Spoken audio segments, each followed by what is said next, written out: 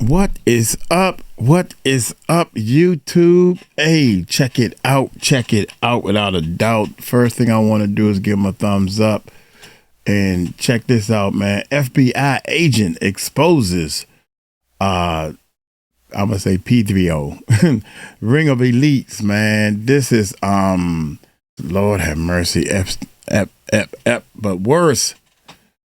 Y'all hit that subscribe button, hit that bell. Let's just check this bad boy up. This been sitting on my desktop for quite some time. So we're going to go ahead and get into it. So hit that subscribe button, hit that bell. Let's check it out, y'all. Here we go. 𝗟𝗜𝗡𝗞𝗦 is the North American Man-Boy Love Association, a group of adult men that are sexually attracted to boys. 𝗟𝗜𝗡𝗞𝗦 is a former undercover FBI agent tasked with bringing down one of the most disturbing criminal organizations in America. We ended up convicting 7 members of 𝗟𝗡𝗡's inner circle. He talks about this is an organization, we're a First Amendment organization, we're not here to commit crimes. And Mark, this is true. He said, we've been infiltrated in the past, and he sat right there in that seat. And it was the seat I'm sitting in. And it's like, that. And what is the nature of the meeting? What is the discussion? He said, I just want to play with his chest. And he puts his hands on my shoulder, and he comes down on my chest, and he starts rubbing my chest. Thank God that the FBI's equipment for the camera only lasted an hour and a half. I would have to explain why I've got 4 nipples. Hey guys, thank you for watching our videos. If you want to check out our live channel, the Music Recording Network Live, where we dive deeper into videos that we put up and talk about different things that's going on in the world. You can participate in our chat, or you can come on live. You don't even have to show your face. Go to our live channel, subscribe, voice your opinion, because we would like to hear from you and help us come up with solutions. Now, let's continue on with this video. Wow. Any through line or any type of history that they all kind of shared? Not one child that was successfully seduced by a 𝗟𝗡𝗡 member had a strong father figure in the home. Any politicians or any people in like power That positions? was, you know, and it's interesting you say that.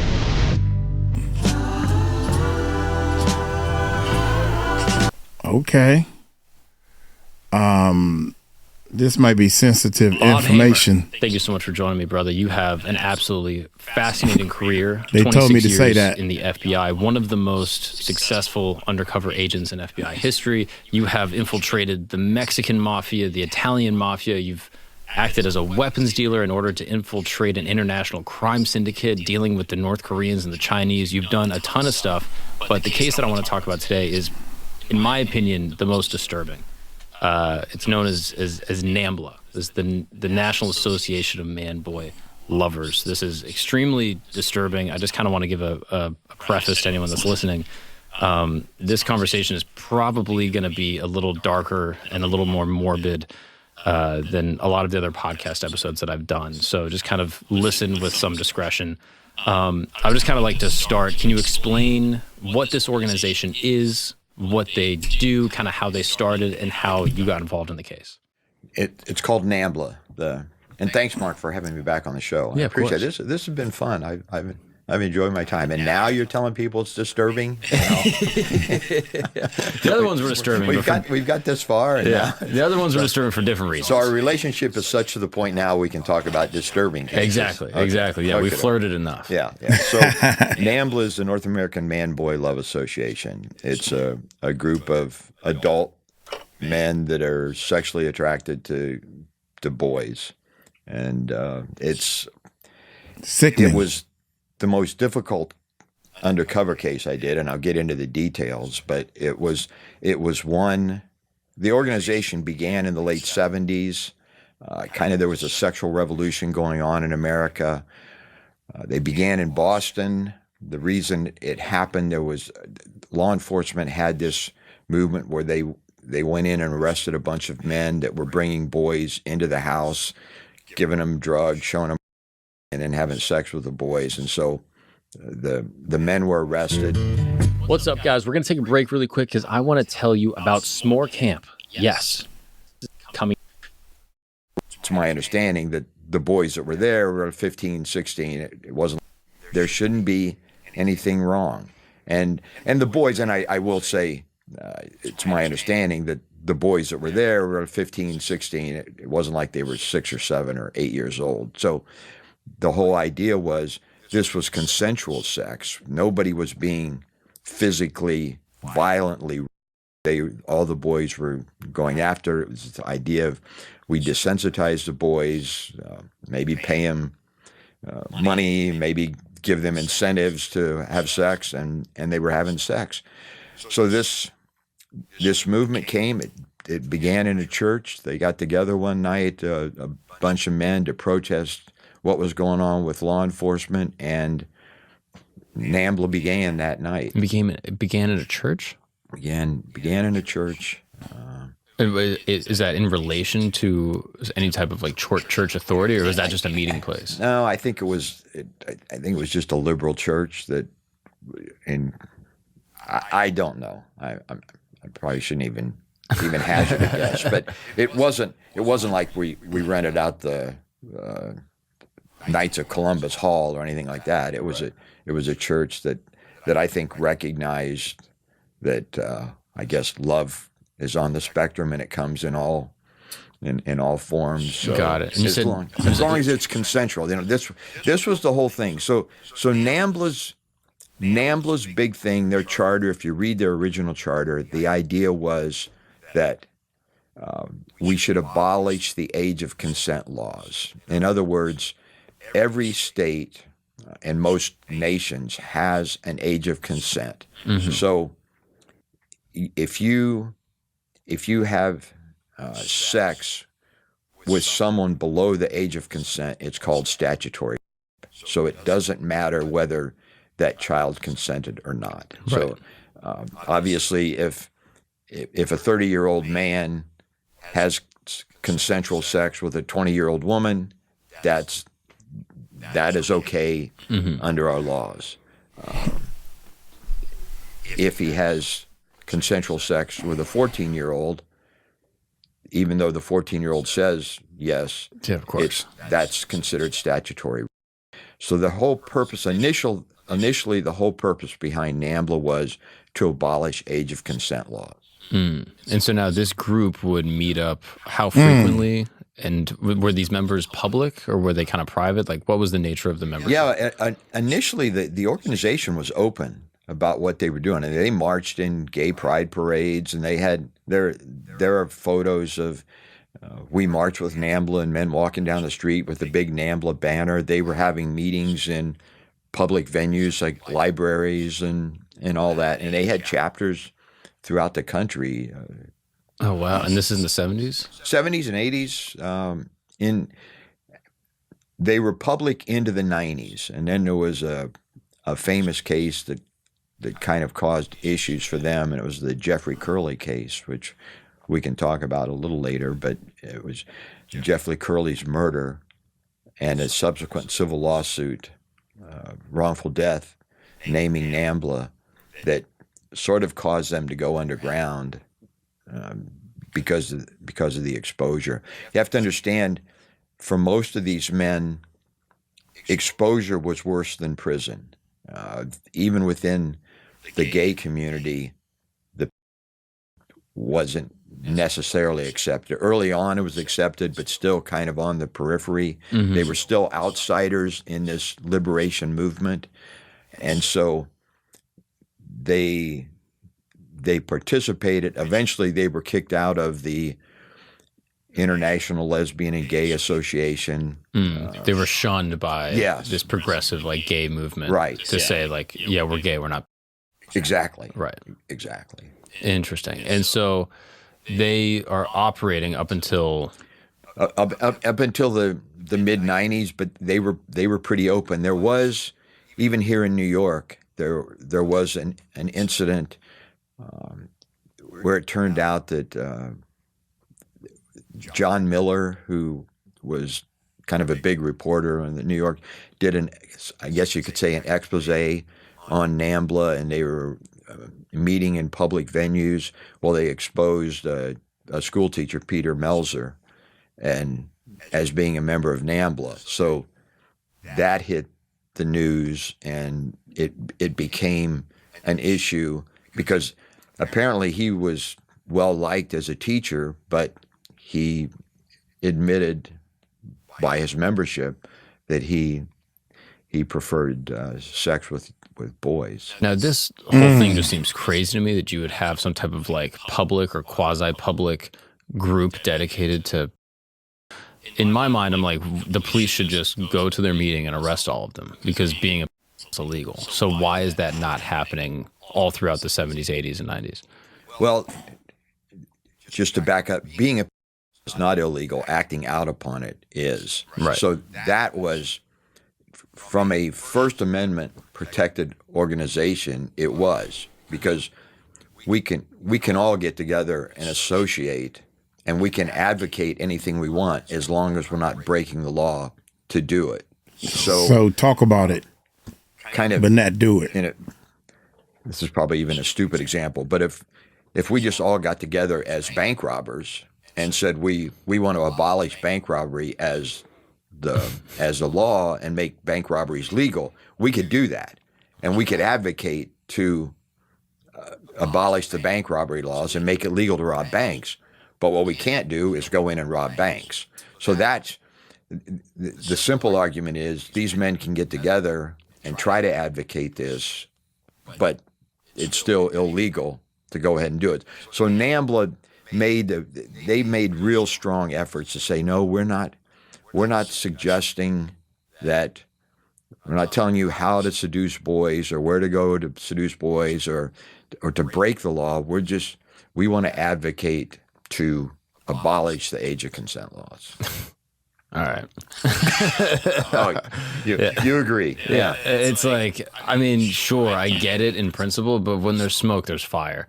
And if all these guys are meeting up, and in your bank robber example, if all these bank robbers are meeting up to talk about trying to abolish the law against bank robbery, I'm going to be like, yeah, these guys are probably robbing banks or probably have robbed banks in the past. Most definitely. So I'm sure this is where you come in as an undercover FBI agent. How does this case come across your desk, and what do you think initially when you start hearing about it? What first happened with the FBI, there was a man that was arrested in Knoxville, Tennessee, for possession of child pornography. So when the FBI went in, they get his computer and they find that he had traveled over to Thailand and had sex with boys in Thailand and had videotapes and photos of him having sex with these boys in Thailand. And he explained that he went to Thailand because there was a travel agent that set up these travel excursions for boy lovers. BLs is what they call themselves. And the FBI then had a meeting, headquarters, the Knoxville agents and the LA agents had a meeting to say, okay, we've got to take a look at this travel agent. So the LA office opened a case on the travel agent. I was a certified undercover agent.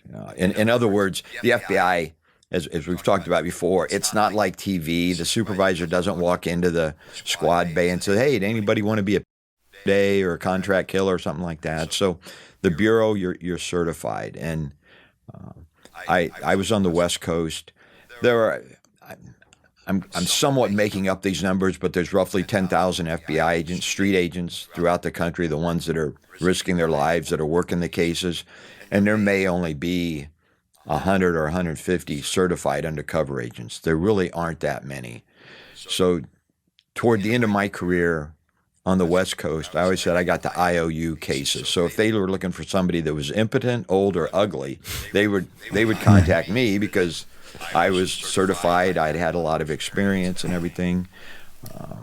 So when the case agent contacted the undercover coordinator and said, look, we need essentially an older man to play it, and he gives them a couple names of certified people on the West Coast, and I'm one of them. So he approached me, and when he first approached me, he said, hey, we're doing a investigation on sex crimes or sex tours to Thailand. And it was like, hey, sign me up, man. I mean, if your tax dollars are going to pay for me to get massages over in Thailand, I'm down for this.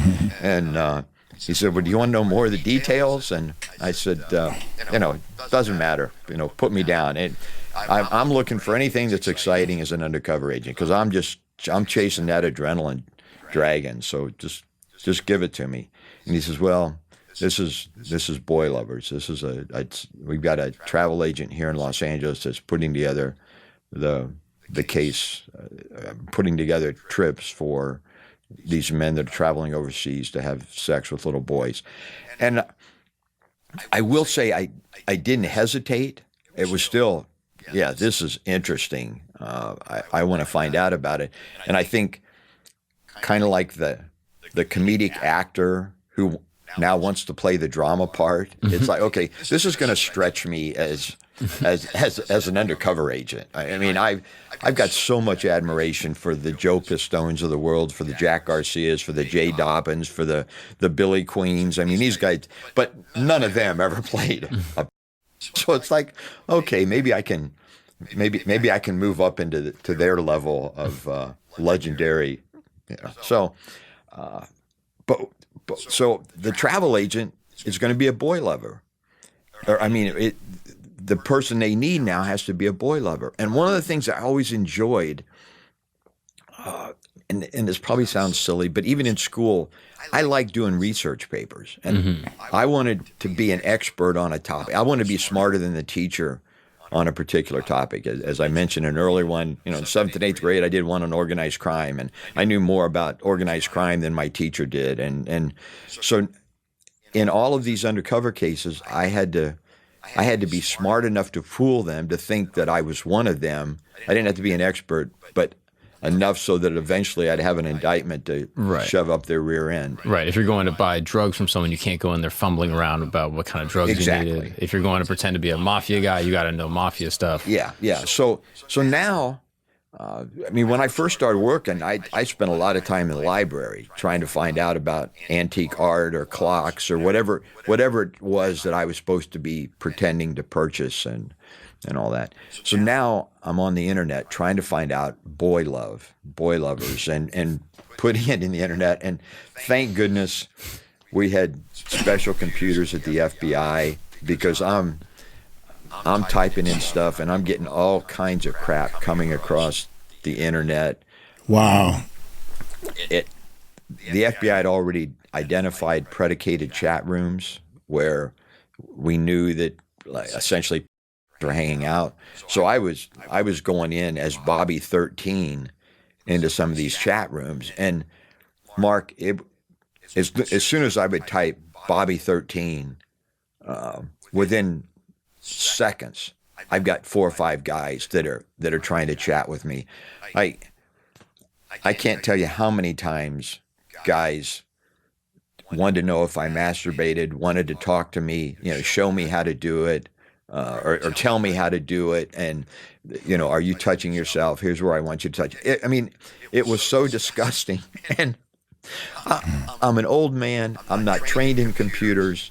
I couldn't keep up with the chats, because I've got 3 or 4 chats that I can't even keep up with because I can't type fast enough. And typically it was, my mom's got the computer in the kitchen. I just heard the garage door open. I got to go. Bye. And just to get off. But my purpose for going in there wasn't to trap these men. I wanted to learn how they thought. Because when I went into this travel agent, I wanted him to know that I was in fact a boy lover. I spent 6 months at the racetrack undercover, where we eventually convicted 5 people of fixing races and taxes. But I had to learn how to gamble. I started that case. I really didn't know the difference between a gelding and a quinella. And by the time we get done with the case, I'd hit the pick 6 twice. I had a triple that paid $3,700 on a $2 bet. You became a gambling addict. I became a handicapper, and it scared my wife more than anything else, because she was afraid I was going to become an addicted gambler. So now I want to be able to go in. I want to learn all about the boy lover, their mentality, how they think, how they act, what they said, their language. Were you surprised at how quickly you were able to just lure in a digital predator? Oh, it was scary. Did you have kids by that time? Oh yeah. I'm older. I mean, I was an older agent at this time. I was early 50s, I guess. Was it surprising to you or disturbing to you as a father to see how accessible your children could be and how vulnerable they were? Absolutely, because I didn't grow up in that generation. There weren't computers. And your awareness was, don't talk to weird guys in vans and, stay away from creeps on the street. We'll get into this. Absolutely. Going into this case, I'm a trained, experienced investigator. I've been in shootings. I've had a contract put out on my life and all this, but I assume. All right, John, I'm back. I had to step away for a second. Let me rewind a little teeny bit. Going into this case, I'm a trained, experienced investigator. I've been in shootings. I've had a contract put out on my life and all this, but I assumed that the sex perverts had long stringy hair, black horn-rimmed glasses, had a trench coat, and hung out at public restrooms and just flashed people. And as we'll see as we get into this case, that's not what they are. So even I, as an experienced investigator, didn't understand this problem and who they were. And certainly when I got on the internet and saw what was happening in the chat rooms, it was like, this is frightening. This is disturbing. Now, as the FBI is aware of these like predicated chat rooms, as you mentioned, is there nothing that they can do to take down those people or to set up stings on those guys? They were. And Okay. that's what I wasn't going in as that, but you would have people that the Bobby 13 going in, and then you meet old man from Utah, and you're chatting back and forth, and then he wants to travel to meet you to have sex with you, and you set that up. So that's got it. So you had a separate division that was working on those sting operations, right? And then you were able to use those predicated chat rooms as research. Yes. So I knew the Bureau had really strict protocols that you just couldn't go on the internet and start and essentially kind of advertising. So we had identified these chat rooms. So you couldn't go into gardening mothers selling succulents or something like that and go into those chat rooms and start saying, oh yes, I love cacti, but does anybody have any kids they want sold? That kind of thing. So right. So I was only going into those chat rooms that you had clearance to go into. And again, this whole thing, I'm not trying to set anybody up or engage in criminal activity. I'm just trying to learn the mindset, the words that they're using, such as BL. They didn't refer to themselves as they were boy lovers, BLs. Right. So if you walk in there to the travel agent, you're like, "Hey, I'm a local." They're going to be like, he's going to be like, "Oh, you're a cop." Yes. So you have to know the language. Right. So how long do you do the research for, and when do you go in to actually meet with them? It didn't take long. A couple shifts in the chat rooms, and I'm picking up the language and everything.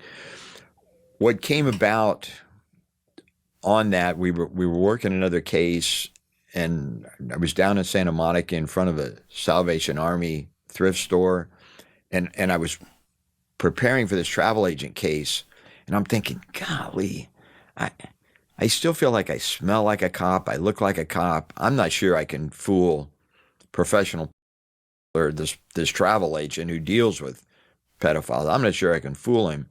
And it's like a big walking stick that was in there in the window of the Salvation Army. I think, you know what? I'll just be handicapped. So I walked in and bought the walking stick, and I just figured I could be an old man that's semi-crippled and can't get really cool people. So I could overpower children, and that's what it was. So that's kind of how that whole crutch thing came about, and I used it then for the rest of my career. So we've previously talked about Operation Smoking Dragon. I was handicapped. I worked a Vietnamese gang case, and I was handicapped. I had the crutch and everything.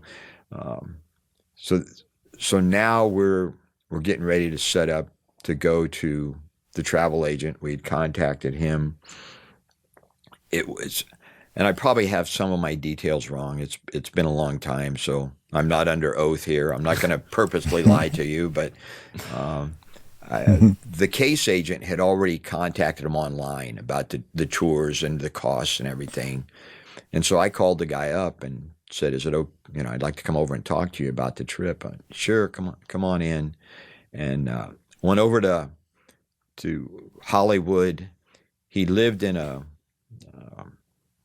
not quite sure but an apartment, a complex where it was one story, nice little gardens, but they were overgrown and the fence was broken. And as I'm walking down to his unit, there's a bunch of toys and I'm thinking, golly, this guy's putting together tours for pedophiles, for boy lovers, and there's all these kids hanging around. I wonder if he's one.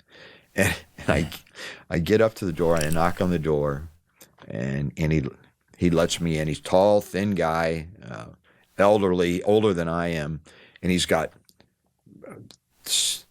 DVDs stacked to the ceiling. Well, it turns out that he was a gay actor, a gay producer of gay porn.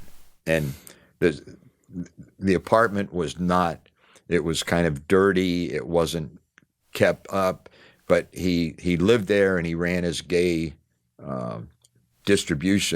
gay porn distribution out of his apartment. So in hindsight, this probably wasn't the smartest thing to do, but I'm wearing shorts without underwear, baggy shorts without underwear, and kind of like a wife beater T-shirt. I mean, I don't look like, I'm all that necessarily cool. And we go in and we sit down and we start talking about the tour and the trip. And he admits that, he said, I'm not a BL. I put together trips. What you want to do is up to you. We're talking about who's going to go on the trip. And he's warning me that, you have to be careful what you say. Even in our community, you're not welcome. And of course, I'm saying, yes, I know that. That's, I heard about you, and that's why I knew you put together these trips. But you did it, and we had learned through research, he did it for both gays and for BLs. So it wasn't, everybody on the trip wasn't. And I'm just sitting there, and I said, well, I don't want to do something wrong. I don't want to kind of say the wrong thing to the wrong people. And he said, well, we got 30 people going on this trip. And he pulls the list out, and he said, this guy's a BL, this guy's a BL, this guy screw anything, And so I'm sitting. Wow. I don't understand. How does this work over there? And he's, well, when you go over to Thailand, we'll set you up.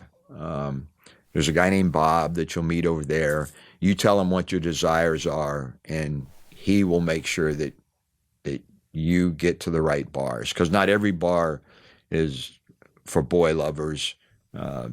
Some are for gay men, but you have to tell him what your desires are, and then he'll put you in the right spot.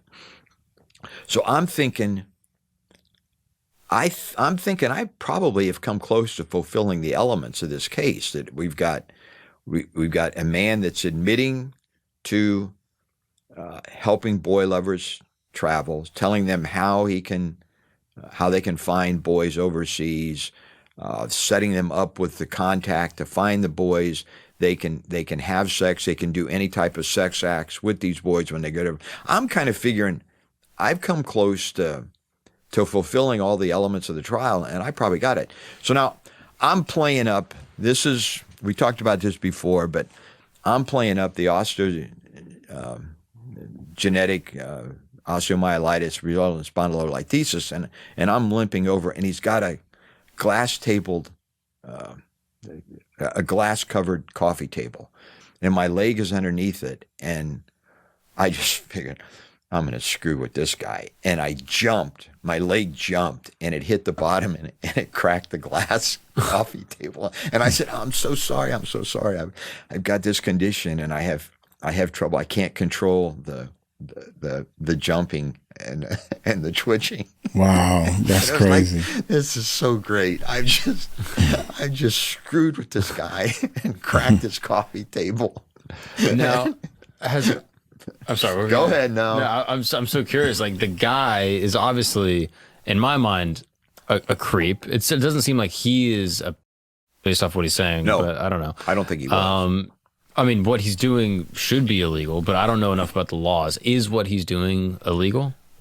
What happened was, so like I said, I've cracked the coffee table, and I'm figuring that, this is fun. We go back. I tell my case agent, we figure we got this guy, that we've got everything we need to take him down, and contact the assistant United States attorney, the AUSA, with all the evidence. And she says, you don't have enough, that this isn't enough to get a prosecution. And it's one of those things that it's still frustrating to me when you talk to the general public, because on Dick Wolf's Law and Order, they find a partial fingerprint and they indict the guy they'll indict him and bring him into court with the idea that maybe he'll get scared and agree to plead guilty and then give up all of the members of the conspiracy. Well, it doesn't work that way. And in the Ninth Circuit Court of Appeals, in the Ninth Circuit Federal Circuit in Los Angeles that covers Western United States, I mean, you don't indict on probable cause. You indict on proof beyond a reasonable doubt. And we had so many cases that maybe in some other jurisdiction they would have indicted, but in L.A., when you got the indictment, that meant you had proof beyond a reasonable doubt. And it made it very frustrating for FBI agents, for federal agents. But she said we didn't have it.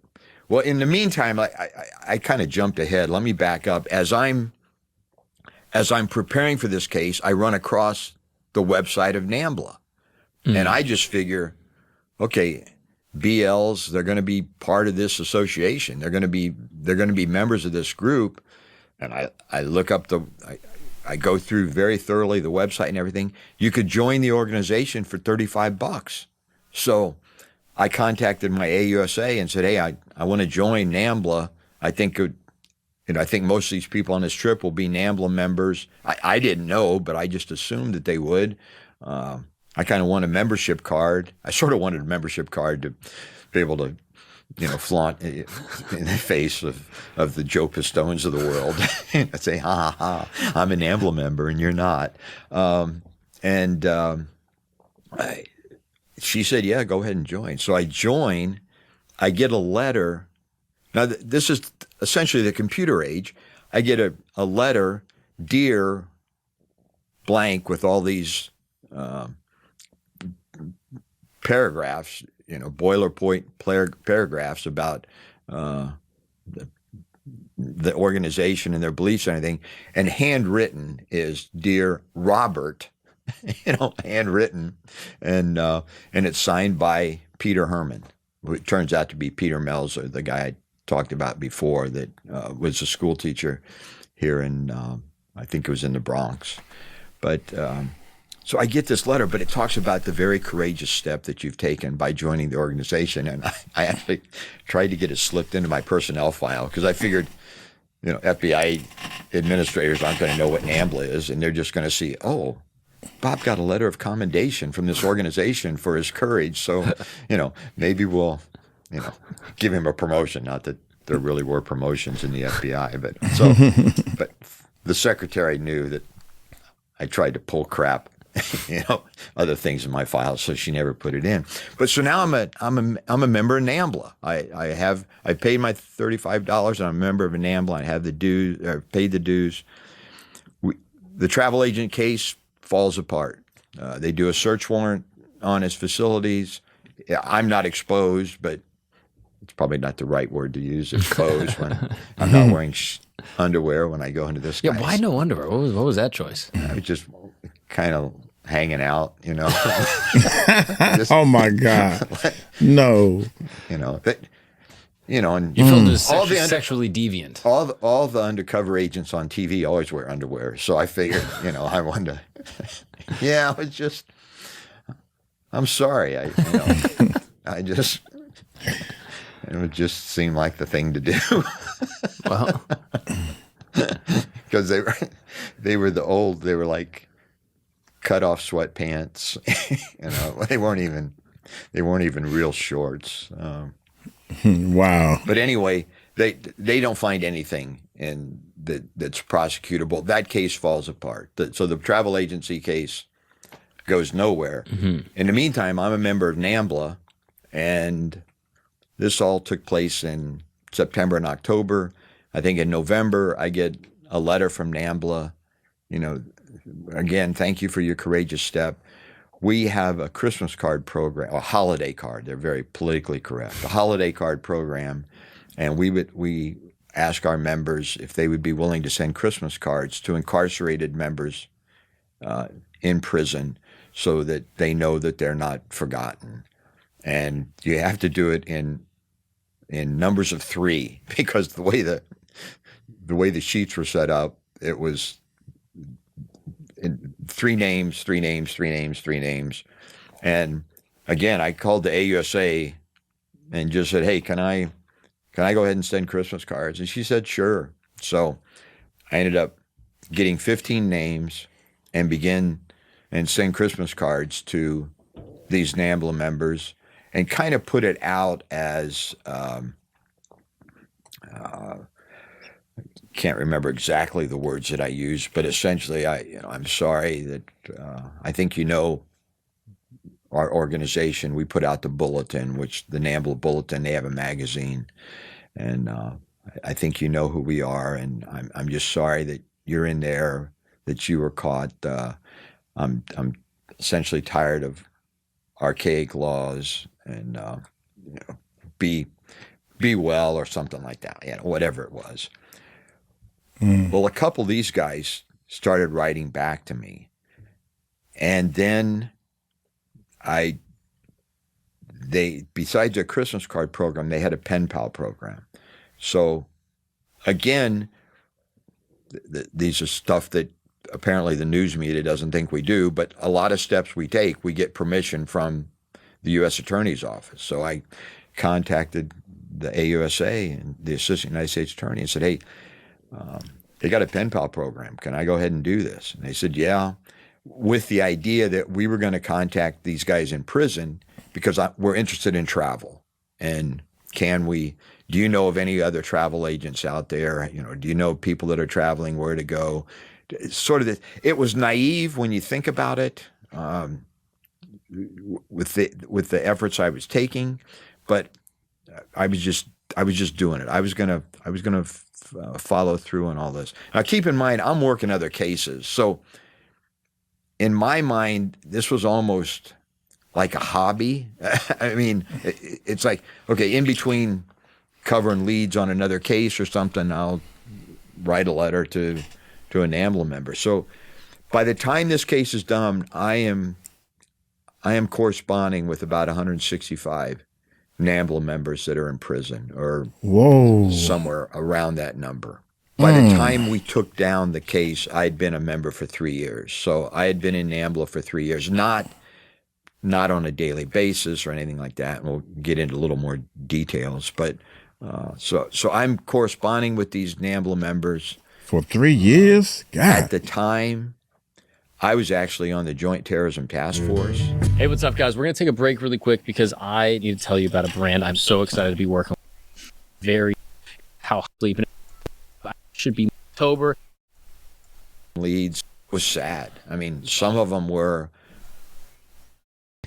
cover faster. Let's get back to the show. So in between covering terrorism leads, writing to incarcerated, getting letters back from them. Some of the letters, it was sad. I mean, some of them were, "I'm a born-again Christian. I've learned that this was wrong. Please don't contact me again. And so we didn't. Oh, wow. Some of them, I got on somebody submitted my name to a Christian mailing list. And so I start getting letters to my undercover post office box from this Christian group about sexual addiction and how to help others. They were so graphic. It was, this is what I like. This is what I did. In the book, The Last Undercover, I have some of those copies of some of those letters where, I'm 95% boy lover. I'm 5% girl lover. They're disgusting. Yeah. Some of these letters, and they're very graphic in the details about what they've done to kids and what they want to do to kids when they get out. And I've mentioned this before to you, that I always thought of my grandmother being on the jury, so I wanted to be careful of what I even said in the letters, and so it was difficult. Had I been more graphic in my return letters to them, they would have been even more graphic. But it was pretty bad. But what I found, I was dealing with military guys, airline pilots, college professors, illiterates, guys that were millionaires, guys that were on welfare. I mean, it ran the gamut. I couldn't. People have asked me, well, how can we identify one? And, well, there's no checklist. There isn't anything that's going to say this or that. But those letters were frightening to me. But thinking in terms of, oh, thank goodness they're all in prison. They're not out there. They're all in prison. And now all of these men are in prison for their sex crimes. Their sex crimes, yeah. It's not like these were NAMBLA members that were selling weed and got jammed up. Exactly, yeah. It wasn't a NAMBLA bank robber or anything. So when NAMBLA is putting you in touch with people to write to, they know that these people are in prison for their sex crimes. Exactly. Which to me, I don't know, that seems like it goes against their First Amendment right of, we're just a group to talk about abolishing laws. It's like, no, you're also supporting people that are in prison for kids. It's crazy. But again, there was the right of association. We're encouraging it. We're encouraging you, because you're a NAMBLA member, because you did this, but we're still not saying that, help us do it more. Right. I'm probably not. I guess myself. There's probably attorneys and lawyers that are in the group that are advising on how to speak and what to say in order to evade the law. I think so. And they make it pretty clear. That initial letter I got from them, in their bulletins, their magazines, they do that. So I'm writing the letters. I don't know why, but one day I just decided that I'm going to write an article for the magazine. I just thought it would be kind of cool to get published, and so I submitted a couple articles.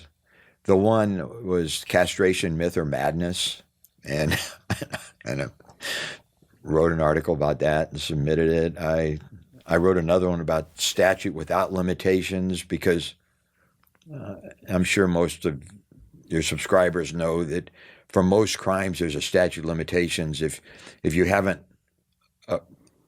arrested the bank robber in 5 years, depending on what the state was, you couldn't prosecute him. You can't go back and say, oh well, in 1954 you robbed a bank, now we're going to prosecute you for it. Now the statute of limitations is run.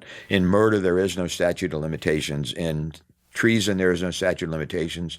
Well, there was an effort to expand the statute of limitations for sex crimes so that it's when it's discovered or when it's reported that the statute begins to run. So that's when you were getting they were going after the school teacher or the priest or the minister or the coach for something that happened 10 years earlier. But the victim has just now prosecuted, or it's just now reported. So when he reports it is when the statute runs. Because you might be a child, you get abused, you don't tell anyone for 10 years, you go to therapy in college, and then the therapist is like, you should report this. Then you go to the police and you say, hey, this person abused me when I was a child. And that's when the statute begins. Exactly. That makes sense. So I wrote an article, Statute Without Limitations, criticizing this movement and all that. They were BS articles, but it was as much me screwing with them as anything else. Did it help you ingratiate into the group? Like people were reading it saying like, oh, this guy gets it. Well, and that's where we get to. So now I'd only been in the group. I'd been in for less than a year, and I find out that their national meetings. Let me back up. So the Jeffrey Curley case has happened.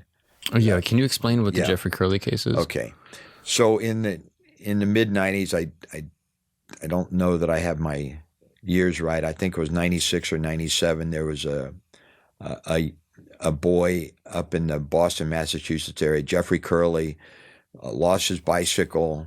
His mother had said, "You're not going to get a new bike until Christmas." There were two men that lived in the neighborhood, Salvador Sakari and Charles Janes, and they lived in the neighborhood. Charles Janes was a NAMBLA member, and he found out that Jeffrey Curley had lost his bicycle, so he decided that he was going to promise Jeffrey Curley a new bike, and this would be sort of his entree into having sex with Jeffrey Curley. So they lure Jeffrey Curley into the car. Sakari is the driver of the car. Charles Janes is in the back seat. He ends up Jeffrey Curley, suffocating him, killing him. They take the body, put it into a trash container, put lime in the trash, decompose it, and then throw it off a bridge. So it went from Massachusetts to, I think, New Hampshire to Maine. I mean, it covered like 3 states where they finally disposed of the body. When they eventually catch Janes and Sakari, Janes is a NAMBLA member. When they search his house, they find the NAMBLA bulletins, their magazine. They find out that the day that he had actually seduced Jeffrey Curley, he had been in a public library on the NAMBLA website where there were articles in the bulletin about not how necessarily to seduce boys, but that there's nothing wrong with your attraction to boys, and kind of a fun thing to do is share pornography with them and shower with them and do these type of things. So Curley and Sakari are both convicted. There was no death penalty at that time in Massachusetts. There was an effort to bring the death penalty back because these two guys did this and got away with it, and they're not going to be executed. But they both got life, and I'm sure it was life without parole, as I recall. And as we know, life in prison it's not a good time. Exactly. Yeah. Not good. So now, in the meantime, the parents of Jeffrey Curley, they file a civil wrongful death lawsuit and name NAMBLA in this civil lawsuit because essentially they're saying NAMBLA encouraged, it promoted, it gave him the confidence. Yeah, exactly. Thank you. To go ahead and do this and attack. I mean, so they went after NAMBLA during all the discovery. Discovery is a legal term. When you want to go after the members, they're trying to get the membership list of NAMBLA so they can find out who is part of all this. So they take a deep hit. I mean, they're digging, they're going after the NAMBLA, the organization, who the members are, and all of this. And that freaked out NAMBLA more than anything, as I subsequently learned. At one point, NAMBLA had about 1,200 members. They had about 6,000 people on their mailing list, but they had 12,000 that were members. Well, people are dropping like flies. They're getting off the membership list. When I first when I went to my first NAMBLA conference, I was told there were, I think, 350 members on the membership list because people just dropped off because of the Jeffrey Curley lawsuit. Interestingly enough, kind of getting back to our First Amendment argument, the ACLU defended NAMBLA in that civil lawsuit because, again, they're arguing that NAMBLA is a First Amendment protected organization, and they had nothing to do with the death of this child. It was, if you want to sue somebody, sue Charles James and Salvatore Siccari. The case gets dismissed, so they never do go after NAMBLA, but because NAMBLA had taken this hit, the membership has fallen off. So now I'm in NAMBLA. I find out that their national meetings now, they're not meeting in libraries, they're not meeting in public venues, they are having secret meetings, and they're only having secret meetings once a year. And I find out that they're having a meeting in San Francisco for their annual secret meeting, and I contact NAMBLA in New York and just say, hey, I live on the West Coast, I'd really like to go to the NAMBLA meeting in San Francisco. And essentially I get back, you have to be a member for 3 years and have to be sponsored by another member before we'll allow you to come to our meetings. So I was like, okay, I'll just go on and work my Joint Terrorism Task Force leads and work those cases, and in between doing a couple other undercover cases when something came up. So I'm writing for the magazine. I'm participating in the pen pal program. I've got guys that are in prison that are thanking NAMBLA in New York that, Robert is really a good guy because he's participating, and we appreciate the encouragement and the support that he's giving us. So now the next year the meeting is here in New York. Now, did any of the guys defend the Curley case? Like, did any of the prisoners, or was there ever any discussion about it? Did NAMBLA ever denounce it, to your knowledge? I would say I don't know. I don't think NAMBLA came out with a press release, but I know in my discussions with Peter Herman, he said, look, we can't control all of our members. This guy, Charles James, is not representative of our group. We didn't really do anything wrong. It was essentially a bad apple in the organization. Yeah, that's pretty gross. So now they have a meeting happening in New York City. You've been a member for 3 years. I've been a member. No, I haven't. I've only been a member for a year and a half. And I've written for the magazine. I've been in the pen pal program. I've done the Christmas cards. That next Christmas, then I asked for a lot more members, and I'm getting more members. So I get invited to the NAMBLA meeting here in New York, and it's their 25th anniversary. So I've kind of pierced the veil, the corporate veil. I'm now considered that I'm worthy of being invited, even though I haven't been in for 3 years. But they view me as a true believer because I've been participating. Mm-hmm. So I get invited to the New York meeting, and that is an experience in and of itself. And this is the first time you've ever actually met NAMBLA members in person? Yes. This is going to be my first time. Okay. And initially, as an undercover agent, you just don't pick up and go travel. You got to get permission to do all this stuff. If for no other reason, you want to make sure you get reimbursed. You don't want to get stuck with the bill if they decide to say, "Oh no, we're not going to authorize it." So they're not going to approve it. My case agent puts in a request to go to the meeting. The bureau says, "No, you can't do it. NAMBLA is a First Amendment protected organization. We're not here to to judge morality. They have a right to associate. They have a right to advocate whatever they want. So I'll be frank. We knew one of the board members, one of the members of the steering committee. The steering committee is their governing body. So one of their steering committee lived in California. We knew his name, and he wasn't registered. He was a registered sex offender, but not living where he said he was with the California State Sex Registry. And that's a violation. It's a violation. So we reworked the proposal to headquarters.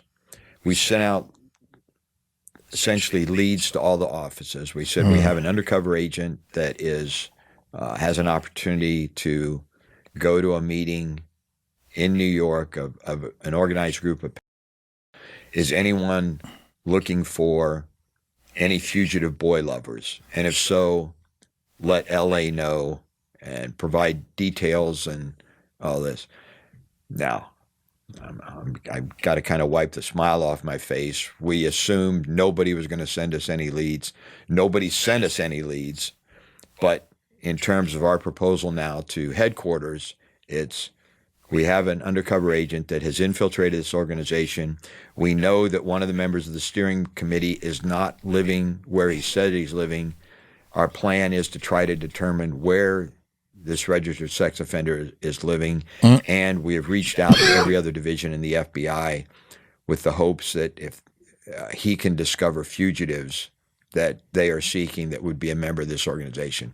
So now the Bureau comes back and says, okay, you can go. That's fine. But you're not to disrupt the organization. That's not what you're doing.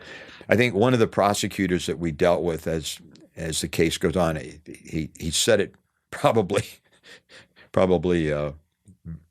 very clearly that NAMBLA is a pile of shit.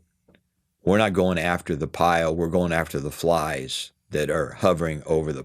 So, no, you're not targeting NAMBLA. You're targeting the flies. So, why? Why not just I don't. Because again, it comes down to the First Amendment. So, are they afraid of getting countersued? Like, is there a legal component where they're like, oh, if we are too aggressive and trying to break up this organization, we're going to be in violation of the First Amendment rights and we're going to get sued out the wazoo? Well, it's maybe sued, but just you don't want Congress. I mean, you even in recent news, there's been issues with efforts that the FBI has taken, the federal government has taken on different organizations, and oh my gosh, you can't go after this. You can't say this because the organization is allowed to exist. So you can't do this. Mm-hmm. There'd been so many problems, like in the early 70s with the Weather Underground, with some of these different groups that they had infiltrated, the anti-war protesters, which it was okay, it was legal to protest the war. It just wasn't legal to burn down buildings and all of that. So the Bureau, contrary to what some of the public and a lot of politicians believe, they're not out to violate the constitutional rights of anybody. So, I mean, they were right to be cautious, but again, it was sort of like how you wrote up the paperwork. And right. So now I'm going to my first NAMBLA conference. Do you have any idea why they did it in New York? Well, most of the steering committee members lived in either New York or San Francisco. So Okay. that was, I think, part of the reason. Ironically, I never did meet anybody that lived in Boston, So, but most of the people that I ran into at this conference lived in New York or New Jersey, and then there were quite a few members that were from the Bay Area. Now, going into this, do they have any type of outline of what the conference will be, or what the objective of the conference is, or what you're expected to do at the conference? And is there any hesitation or concern from you going into it?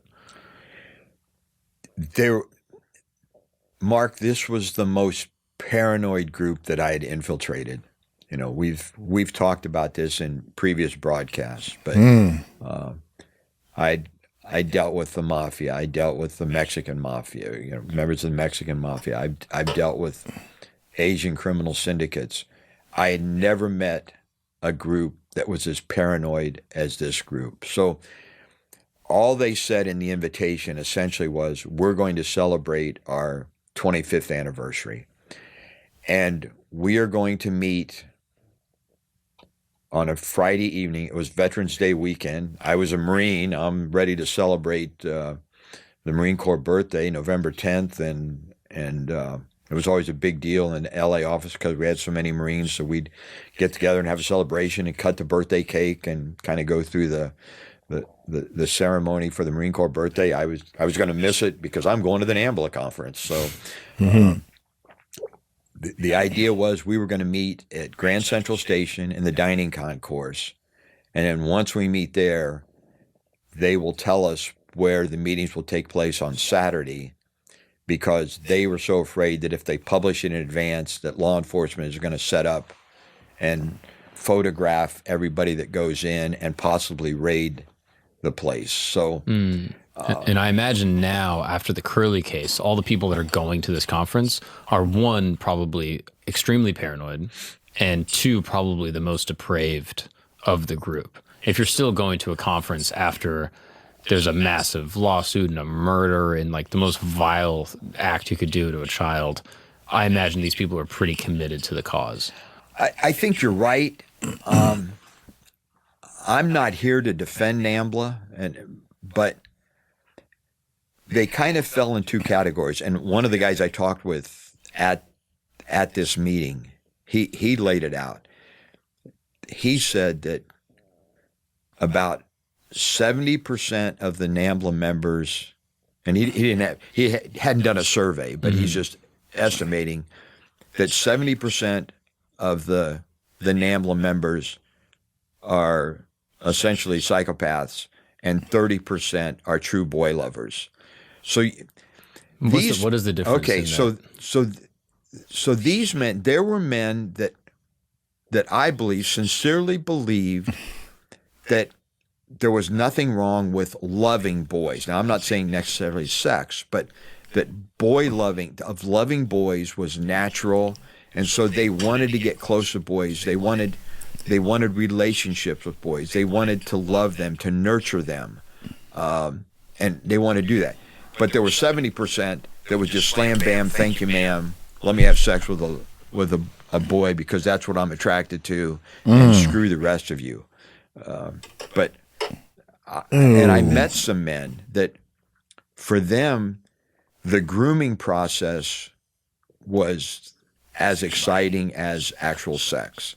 So they just considered themselves boy lovers. They were, just as you and I are attracted to women, they were attracted to boys. And just as you and I with our spouses, would wine them and dine them and talk nice to them with the idea that maybe we'll get married, they looked at this grooming process as whining and dining and being nice, and then eventually we will have a relationship. So you go to the New York conference. So I go to the New York conference. You meet at Grand Central Station, and like you had mentioned before, I'm expecting you to walk into a bunch of weirdos that just got out of their parents' basement, that, the dregs of society, and you'll be able to smell them from a mile away and determine who they are.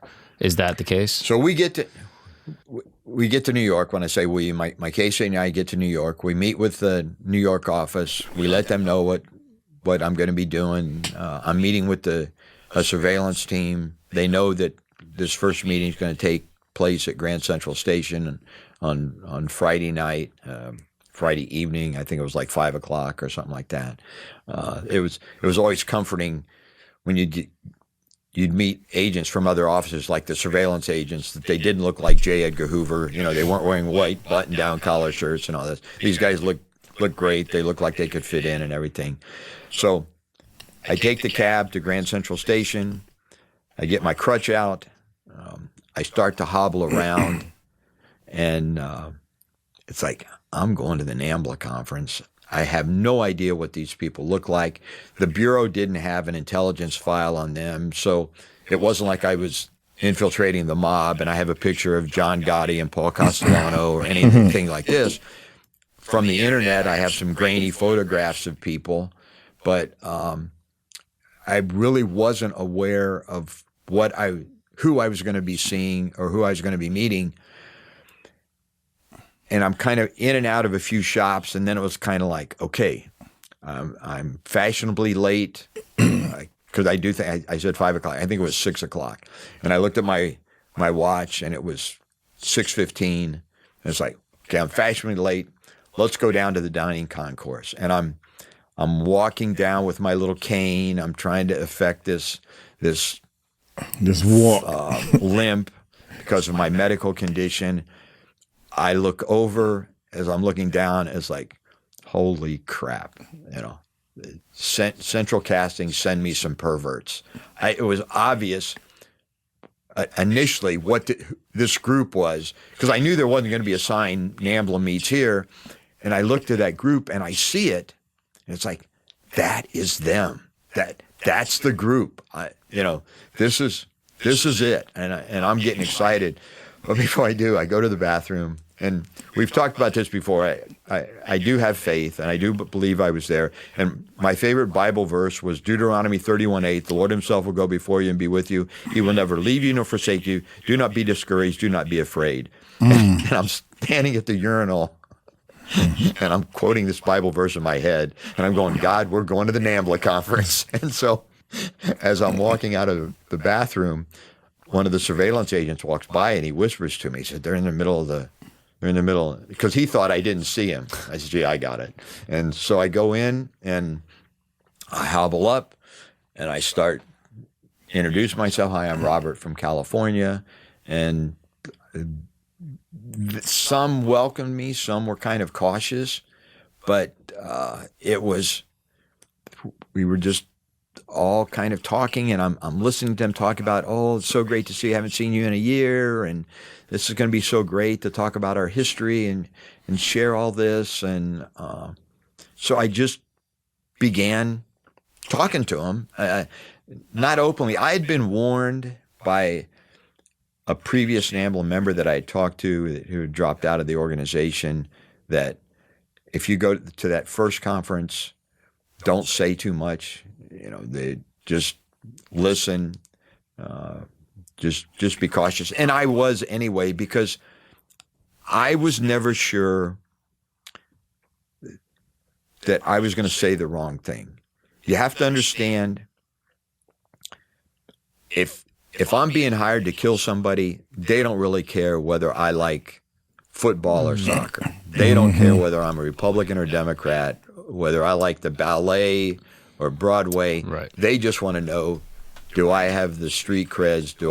Can I pull the trigger? You're moving drugs. You're Yeah. shipping fake Yeah. cigarettes. Nobody cares counterfeit what money. nobody cares what your background is, as long as they think you can do the deal. Now I'm in this group. As an example, one of the guys we eventually convicted had videotaped a Sylvan Learning commercial because he was in love with the little boy on the commercial and just kept watching it over and over again. Wow. One of their favorite movies was Lord of the Flies because it was a bunch of boys running around in their underwear. I mean, now I've got to think like them, and I'm not sure I can. I'm not sure I'm going to say the wrong thing that does. At one point in one of our casual conversations, it came up, who's your favorite boy actor? And it's like, I couldn't even think of anybody, but someone early on had said Ricky Schroeder in Silver Spoons. So when it came around to me, I just said, oh, Ricky Schroeder, Silver Spoons. Oh yeah, he's cute, and all that. So I'm not even thinking like this. And, but my mind had to be that way, which in many respects made this a more difficult case, just to try to constantly be thinking like they're thinking and being afraid. In one of the one of the meetings we had, it was right after the election, and one of the members had mentioned that he voted for George Bush because George Bush was going to reform the medical malpractice laws, and this guy was a dentist. And he said, this is eating into my profession. And they just jumped on him. Oh, I can't believe you vote Republican, and all that. So again, I've got to be careful what I say, because even the slightest I don't know what, the wrong word at the wrong time may reveal that I'm not really a true boy lover. And it's hard to know what things they associate with. Like, I wouldn't necessarily associate like a political affiliation.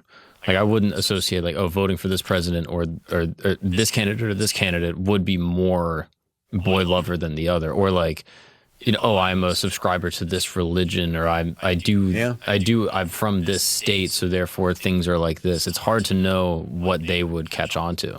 So it makes sense that not talking that much would actually be beneficial. Now, are you wearing a wire during this whole meeting? The very first meeting I didn't, because I wasn't sure if they were going to pat us down, if they were going to make us strip, because I knew how paranoid they were. So that first meeting, I wasn't wearing a wire. So we're now at Grand Central Station. Eventually, I said to somebody, hey, is Peter here? And so they point to Peter 𝗟𝗢𝗡𝗞𝗦. And in my mind, I'm thinking, okay, this may not be the Babe Ruth of NAMBLA, but this guy is in the NAMBLA Hall of Fame. So I walk up and introduce myself and say, I'm Robert from California. And he goes, oh, Robert, we're so glad to have you here. Thank you for your participation. For submitting articles for the bulletin, and we've heard good things about you with the pen pal program. Glad to have you here. So now he kind of takes control of the group and says, here's what we're going to do. Some of you are from the local area, and you probably don't want to do this, but others of you, we're going to take a tour of Times Square. So we're just going to take a little walking tour of Times Square. And Peter actually asked me, he said, Are you okay? Can you do it because of my handicap? And I said, oh yeah, I'm looking forward to this. So we're starting to walk, and I've met a couple other guys, and I end up meeting a guy named Jeff DeVore, who is out of California. It turns out that he's an ordained minister / chiropractor / instructor at a chiropractic school in Los Angeles. So now at least I made that connection, and this is his first NAMBLA conference. So, and of course, this is my first NAMBLA conference. So we've made that connection. We're taking the walk. We're getting there, and Mark, as we get a little bit closer, something's going on. You can sense the excitement. I mean, it's like I could sense it. What's going on here? And I guess it's kind of like when you go to the big game and you're starting to walk up to give your ticket to seat, and you can hear the crowds roaring and all this. Wow. We're going into Toys R Us in Times Square, and there's a 60-foot indoor Ferris wheel, and these men, you're taking this whole group into the Toys R Us, where parents have brought their kids for Friday night entertainment, and the kids are lined up to go on the Ferris wheel. So some of these men literally ran to the railing, and they're standing at the railing watching these kids. And I hobble over, and I'm listening to them talk, and it's almost as if they're playing the dating game. So it's like, oh, look at that kid I want the kid in the number 32 jersey. Oh, I want the red stripes. I'm going to do this to them. I'm going to do that to them. And there were two things. One, had I not been undercover, I think I would have thrown him over the railing. And two, it dawned on me, and it probably sounds stupid to your subscribers, but it dawned on me, holy crap, not everybody's in prison. These guys are still out here, and they're talking about what they want to do to kids. I mean, this is disgusting. And it was, I won't say it was an epiphany, but it was kind of like, Bob, you better take this seriously, because this isn't a bunch of good old boys that are just smoking and joking. They want to have sex with little boys. Wow. So we leave the Toys R Us. We walk past, I can't remember the name of the building. I know it was 520 something. And Peter says, okay, everybody, this is where we're meeting tomorrow. This is where our meeting will be. We will, if anybody asks, it's the Wallace Hamilton Publishing. It's a seminar it's a publishing seminar. So if anyone asks, that's where we're gonna, that's what you say, you're attending the publishing seminar. Now we go to another place for dinner. I'm seating with, I sit with Jeff and another guy that was from Michigan. And again, I'm not wearing a wire, but all of the three of us, and there may have been four, but at least the three of us, this was our first meeting. So Jeff, the ordained minister, the chiropractor, he's talking about, he's so excited to be here. He was married. He's now divorced. He's got kids. He came out as being gay. His kids were embarrassed by him because he came out with being gay. But he met a boy online in Los Angeles. He lives in Los Angeles. Met him in Balboa Park in San Diego, and they had sex. And then he met him again on his birthday and had sex with him. And then there was another boy that they introduced, so they had a threesome. And I'm going, crap, I'm not wearing a wire. Can I get him to repeat this?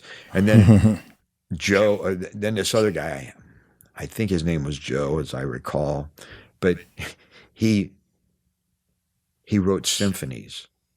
And it's like, boy, this is really cool. Well, it turned out that he had written a symphony, it had never been published, but he was a janitor, he was a custodian. So it was like symphony writer / custodian or something. He was a building guard or something, but whatever it was. But he was playing up his occupation. Yeah. And just for clarification, how many people were in the overall group? Okay, so there were only 35 people. You say only. I mean, that's a sizable chunk of people to be walking around Toys R Us. Yeah. No. And then it was just the 3 or 4 of you that went to dinner. Well, at this table, we all went to this restaurant, but only 3 or 4. And I noticed that all the kind of the established members sat at another table. And then the new guys sit at a separate table. And they're kind of looking at us, and in my mind, I'm thinking, okay, can they hear Jeff talking openly about the sex? Are they thinking this is too dangerous, or are they just checking us out, or have they suspected that I'm really an FBI agent? My conspiratorial mind is wow. moving and everything. So we get done with dinner, and now we kind of gather in a group to get ready to go to our separate ways, to come back tomorrow morning to begin the conference. And again, it was one of these, well, where are you staying? Well, some were staying at the YMCA. Some were staying at the youth hostel. And I was like... At the youth hostel? Yeah, holy crap. I'm thinking, and I don't even know what a youth hostel is or where it is, but that's where they were staying. And I'm thinking, this is where kids are hanging out. I mean, Willie Sutton, when they asked Willie Sutton, why do you rob banks? And he said, that's where the money is. So it made sense that, I guess, that this is where these guys are trying. I was staying at a nicer hotel. I figured your tax dollars were paying for this, and I'm not hanging out at some place. So I'm walking back. Once I know I've kind of left the group, I'm walking a little faster with my cane. But again, as I mentioned before, I didn't talk to too many agents about what I was going through. But my son,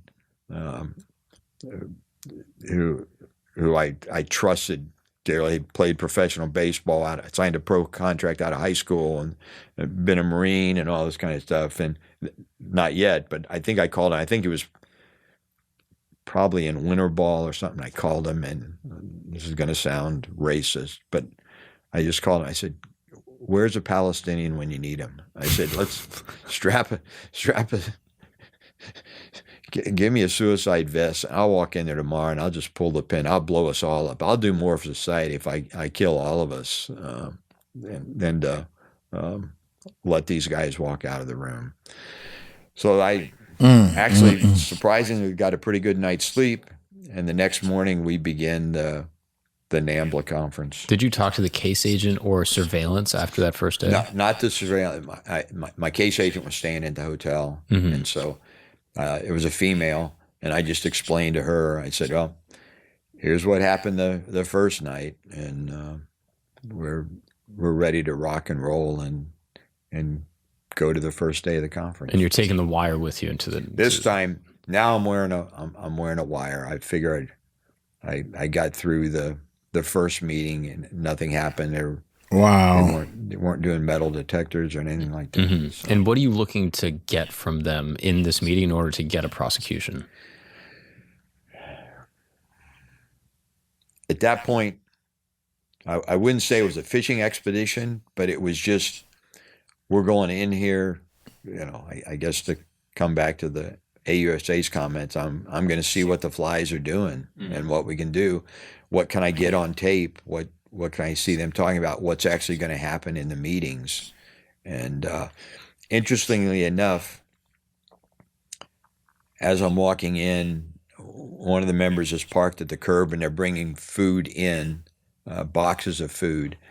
We take the elevator to the 15th floor, and then we walk up the stairs to the 16th floor. Those were our instructions. So again, it was this paranoia that we don't want people to know which floor we're on. So your instructions are take the 15th and then take the steps up to the 16th floor. So that's what I mean, I assume the elevator went to the 16th floor, but we go into this room.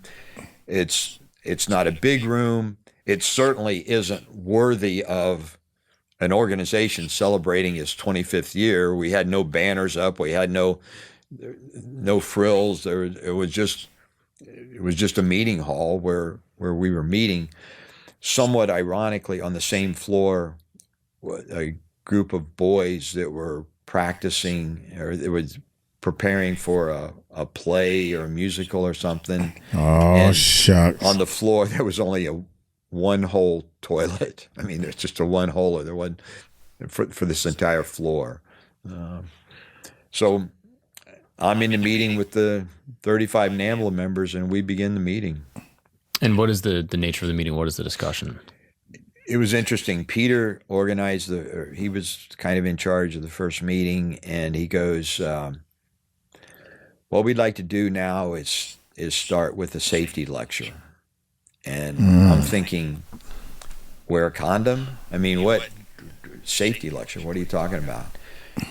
And he turns it over to a guy named Rock Thatcher, which I find out Rock Thatcher is not his real name. He told me his first name was Peter, but in the Bible, Peter is the rock. Right. And Thatcher is, you thatch a field.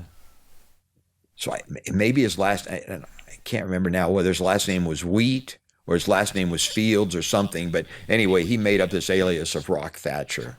And I knew the name Rock Thatcher because of the submissions in the NAMBLA bulletin. Oh, wow. So now he starts the safety lecture. And I'm assuming, like I said, it's, how to have safe sex or something. And he talks about this is an organization, we're a First Amendment organization, we're not here to commit crimes, don't do this, don't do that. We've been infiltrated in the past. And Mark, this is true. Again, if you saw it in a movie, it's like I'm throwing the BS flag. He said, we've been infiltrated in the past, and he sat right there in that seat. And it was the seat I'm sitting in. And it's like, crap. Do they know? I mean, are these 35 people going to jump on me now and beat the crap out of me and all this kind of stuff. Yeah, well, that's I figured. I've faced tougher guys. Oh my goodness. Oh my goodness. Said, so even if you know somebody, you don't know where they've been the past year. They may have been arrested and they may be working off of beef. So don't ask where you can find pornography in New York City. Don't ask where you can find boys. That's not why we're here. So the safety lecture was all about setting up the rules for what you can talk about and what you can't talk about, and why we're here. And then somebody piped in and said, I've always advocated we should allow the police to come and they should record our meetings because we don't do anything illegal in a meeting, discuss anything that's illegal. And it was kind of interesting because I sort of smiled to myself and thought, well, you have invited the police and you are being recorded, so we'll see what happens. And I did find the meetings were extremely boring. I mean, it was talking about the history of the organization and their past successes and where they wanted to go with the organization. But it was during the breaks that there was a little bit more of the sort of the criminal conversation. But now Peter says, okay, let's all introduce ourselves. You don't have to use your real name. You don't have to say anything if you don't want to. You don't have to use your real name. And they go around and different people are introducing themselves. And again, as I said, when I first saw it was Central Casting, Send Me Perverts, but not everybody looked like it. When I realized when I got closer that, I don't think I look like a pervert, but I fit in. I mean, there were guys that looked normal. I mean, they looked like they could be the youth league coach, the minister or whatever. There were some that, yep, that guy looks like he lives in his mom's basement and 50 years old and single and plays on the computer. One guy Bob was a lawyer out of Atlanta, and he looked like Santa Claus, had a white beard and very articulate, smart guy. Peter was a physics teacher, so he was smart. There were school teachers. One guy was an organist from a Baptist church in Atlanta or in Georgia. Some were basically illiterate. There was one guy there from Denmark. He was the only one that was from out of the country. Everybody was white, and most of them didn't look like quite a few of them looked like they didn't have a pot to piss in. I mean, they just didn't come across as necessarily being wealthy, although there was a dentist there. So they were educated people. Everyone's saying why they're coming. And for the most part, it was this camaraderie, the opportunity to be around like-minded people and not have to worry about what you're saying. And they came to me, and I just wasn't sure I wasn't sure what to say. That the night before, when we were standing there in the dining concourse, there were 4 cops that were probably within 25 feet of us that were standing there, and I'm kind of looking over at the cops, and I'm thinking, okay, they're getting ready to bust us all up and arrest everybody, and because they're kind of over. It wasn't criminal conversation, but there was conversation, and you see a young boy that's running by, either with his parents or running to get to the train, and all the heads would turn, because this little boy. Oh my God! And so they get to me. It's my turn, and I said, I'm Robert from California, and this is my first time. And even last night, I was so worried with those police, and I start crying. And I'm just glad to be here. And I start crying, and the guy next to me puts his hand on my knee and pats my knee, and he says, "It's okay. It was tough for me my first time too." And so they passed, and they believed the tears. Oh my God! And it never. And then kind of like during the breaks, people came up to me and said, like they put their arm around my shoulder and just say, "You're fine." Don't worry. You're safe here. And, you're safe. That's a good card to play. That's a good card to play. Now we kind of get into the meetings and talking about it. There was one point, Jim, I know his last name, I won't say it just because I don't want to get sued, but he was a school teacher. There were quite a few school teachers in this place. One guy sponsored an orphanage over in the Philippines, a guy named Ted, who seemed pretty nice. I mean, some of them, Ted was a guy that he was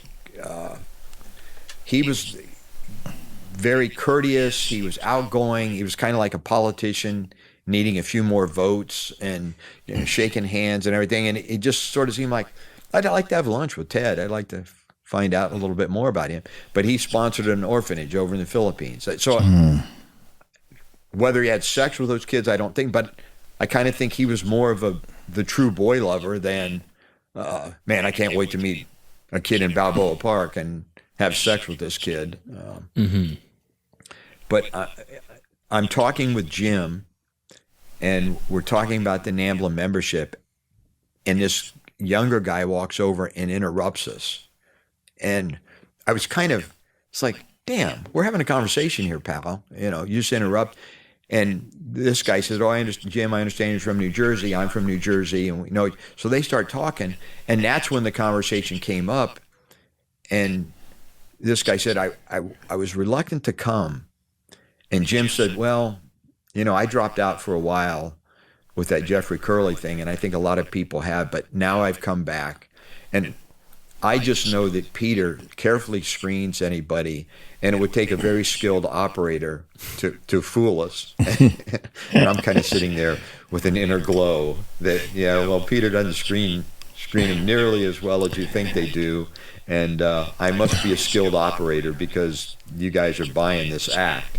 And that's when they have the conversation about 70% are the psychopaths and 30% are the true boy lovers. And Jim talked about, he was a photographer and he lived across the street from a Catholic boys' school in New Jersey, and would take pictures of the boys and had them posted on the internet, not naked pictures, but just pictures of boys. And that's what these guys are gathering up. They have pictures of boys, not necessarily pornography, but they love boys. They love to look at pictures of boys. And it seems like they all had some proximity to children in some capacity. Like either they were a teacher, they lived near a school. Yeah. Like, is that fair to say? I think it is, but again, it kind of comes back to the Willie Sutton. You're not going to find too many true boy lovers to live out in the woods by themselves. I mean, they're gonna be where they can infiltrate, be around kids. Through the introductions, we had Sunday school teachers, we had Boy Scout leaders, we had I met a guy that was a big brother. It was just you wanted to be there. Any politicians or any people in like power positions? And it's interesting you say that when I first wrote the book and we were trying to find a publisher, that's what they were looking for. Well, do you have a politician? Did you get a judge or anything? And nobody was. We just had what I found in the group of the ones that I was dealing with for the most part, and there were some that weren't, but they were high functioning individuals in society. So they weren't the guy that hung out at the public restroom that you knew by looking at him that he was half crazed. Right. So how many days is the convention in total? 3 days. Well, Saturday and Sunday. So the meetings again are relatively boring. During the breaks, we don't get into too much, but we do talk about it. At one point, Peter comes up to me and he said, "Would you be willing to be on the steering committee?" And I'm thinking, and that's their governing body, and they make a big deal about the steering committee, and so we need to recruit younger members or not new members to be on the steering committee to help us. And I proved my dedication, and I guess I was relatively smart enough to write articles for the magazine. So, yeah, we'll. Would you like to be on the steering committee? And I knew the Bureau would have a conniption fit if I accepted a job on it, because this would be disrupting the org. Had I been a journalist, yeah, I'll be on the steering committee. I can get the membership list and I can expose all these people. But I declined to be on the steering committee. I actually left early Sunday morning before they voted on the new steering committee members, before they voted on some policy changes and all that, because I didn't want it to come up. I wasn't sure where the case was going, but I didn't want the First Amendment argument that we had attempted to disrupt the organization. Because then the case would get thrown out and none of these people could get prosecuted. Yeah, I'm going after the flies, not the pile of manure. That's crazy. So you decline. I declined, and then I came home. I mean, we're back in L.A. I maintained my relationship with Jeff. Now, while I was there, they were going to write pamphlets. They decided that they wanted to write a bunch of pamphlets so that they could have something to distribute. And one was on privacy, one was on coming out as a boy lover, one was on famous boy lovers and all this kind of stuff. So I agreed to be on the privacy pamphlet because Joe from California, that we didn't know where he lived, he was on that. Jim, my buddy, the photographer, who said 70% were essentially psychopaths, was on it. So I thought they were really serious about writing it. So I came back to Los Angeles. I started putting together the outlines of the pamphlet, submit my ideas.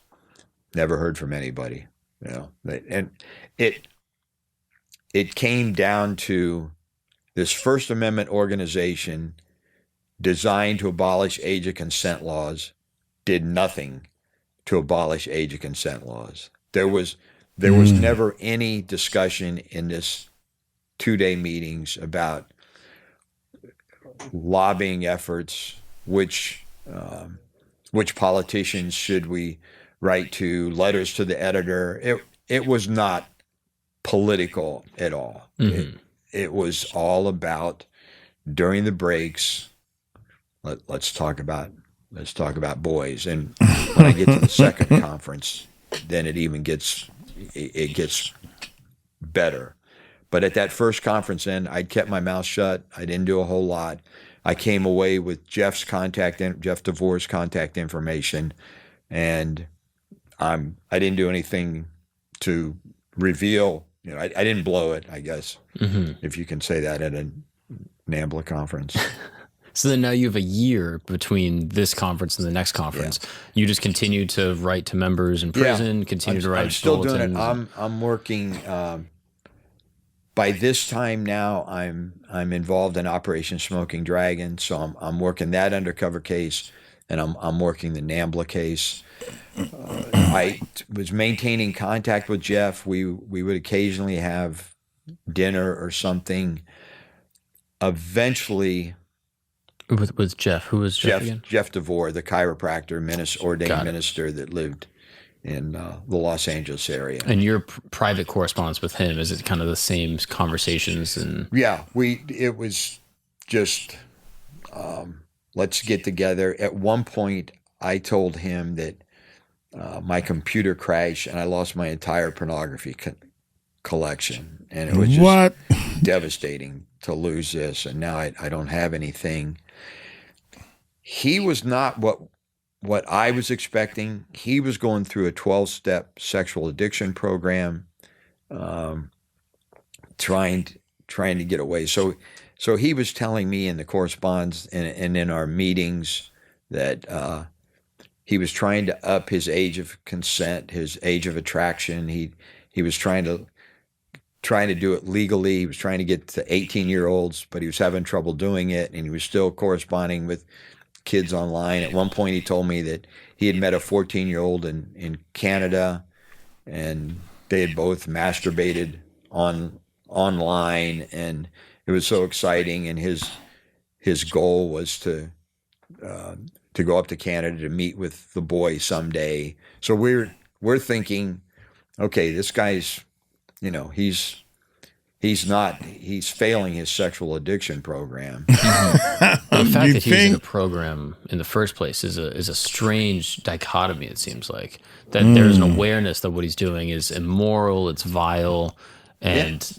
illegal, and he's trying to sort of fight it, but is failing. It just seems bizarre. An FBI agent that went undercover. BLs is what he called it. Oh man, you talk about in too deep. You was in too deep when they talking about police and everything, and they have accepted this guy as one of them, and they don't even have no proof that he actually been with a kid or anything like that. That's amazing how gullible. But I'm learning. My team and I, we are setting things up to try to help the children and help people. So this was very interesting to me. I don't think this video get a lot of views, but it's very interesting to me how to go under. Let me close with this. I'm gonna close with this. We're gonna do a part 2, first of all. Second of all, it sure is funny how the government is more concerned about protecting the Constitution. The government is more concerned about making sure that everything is correct instead of helping these kids. You see these people, they haven't done anything wrong, but what they doing is wrong. These people finally get to jail. The jail have stricter rules. The jail, inside the jail, the people in the jail have a stricter rule on if you are a kid herder in any kind of way. They gotta put you in a separate area from population. Y'all seen the movies? That is true. They in jail, they don't like that, and they don't stand for that. We need to bring some of them rules out to this world. Look here. Y'all stay tuned for part 2. I'm going to get on up out of here. Y'all take a leg, take it slow. Tell them Uncle Mike told you so. Peace out.